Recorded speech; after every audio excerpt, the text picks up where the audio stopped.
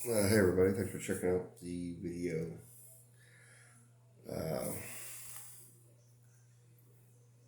was going to show off the glyph names, Enochian glyph names for the 21 characters of the language there. These names, of course, being names of glyphs, they're personal to the glyphs in a sense. They do not get the absent character phonetic sound, so this are Tixav, Inova, Seizing, Nuval, Onavi, Nazin, Ponab, Taisaa, Saison, Tanel, Tizon, Mazix, Hotux, Jotax, Saitos, Tivaz, Tinox, Oseza, Penel, Ninux, Tammuz.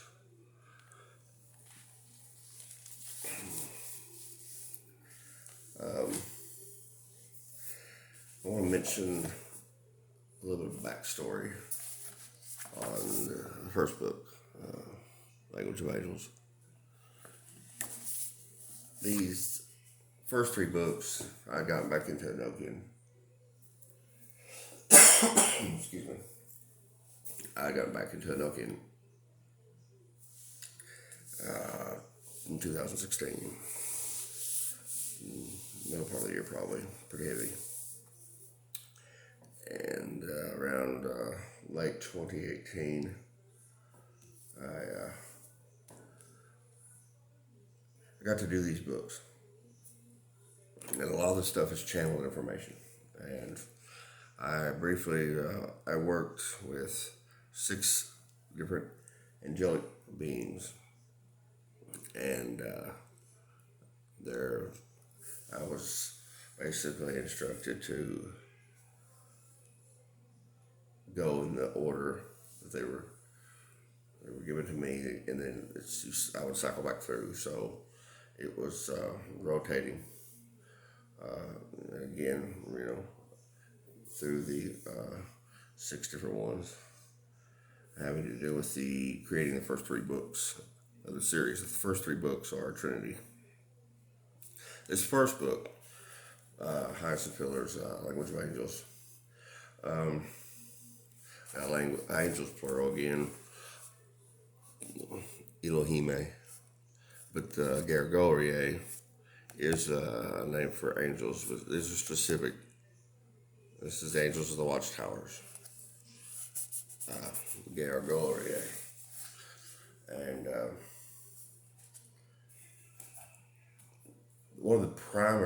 there's several threads that run through this series. This book was it contains a couple threads. One is a retelling, a synopsis of Genesis and creation, a referral to energy and frequency and vibration, and one of the big features, one of the big elements, the purpose of the book, one of the purposes, is the introduction of the absent character phonetic when speaking a sequence of the Enochian, ZZA. Then the vocabulary was expanded upon from D's and Kelly's and doubled in size. This is for direct translation to prayers, words of motivation, inspirational quotes. You take the words and you can use the dictionary to do a word by word rendering into the Enochian of that prayer, inspirational quote, etc. There's division. The division between the angels, Elohime, and angel Evotier, and that in the demons, Utizai,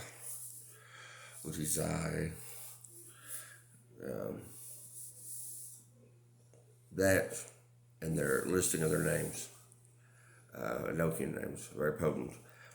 The invocations, all the invocations, meditations, and then there's invocations, evocations.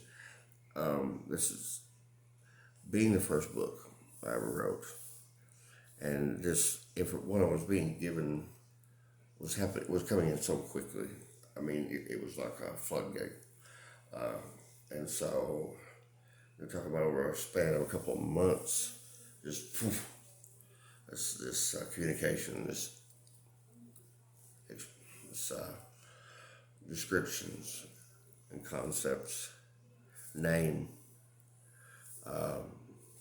everything in the book, through divination and channeling. I mean, this is, and like you have these ritual IO and silver stars. I was asked about this, someone did a review on the books. These are part of the Dee and Kelly's 30 ethers. The point of these is it's beneficial and profitable to do these. The lesser ritual and the supreme ritual of pentagram.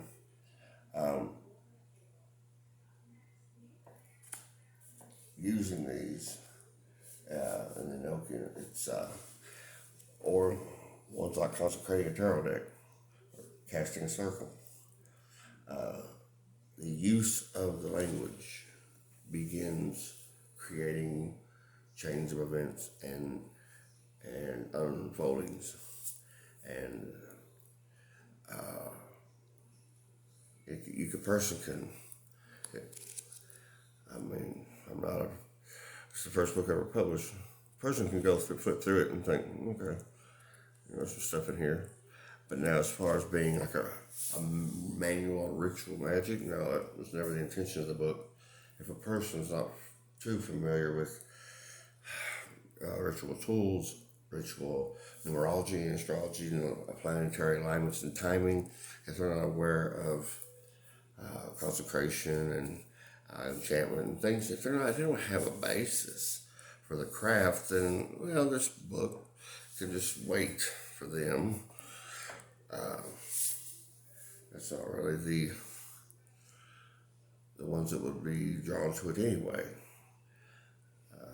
With someone who's worked within the Golden Dawn, or just a pure Wiccan, shamanism, what have you, and have a basis of knowledge, then they could see this for what it is. It's a way of the soul awakening and remembering the divine language from within by using it, putting it into practical daily use. The second book finishes up some lists and offers expansion on the 30 acres. It has several things in it. It has an additional invocations in it. Some tarot spreads in that one. And then the third book is a two-section book that has both for essentially chakra and chakra energy. Basically brightening and refining processes there. But this first book and the second book, the angels that I worked with were basically, yes, it's good, go with it. And I would write, and I would write, and I would edit, and I would write and edit, and I would ask questions about what I was writing. And the angels would say, yes, it's good, it's enchanted, boom, it's got something else going for it.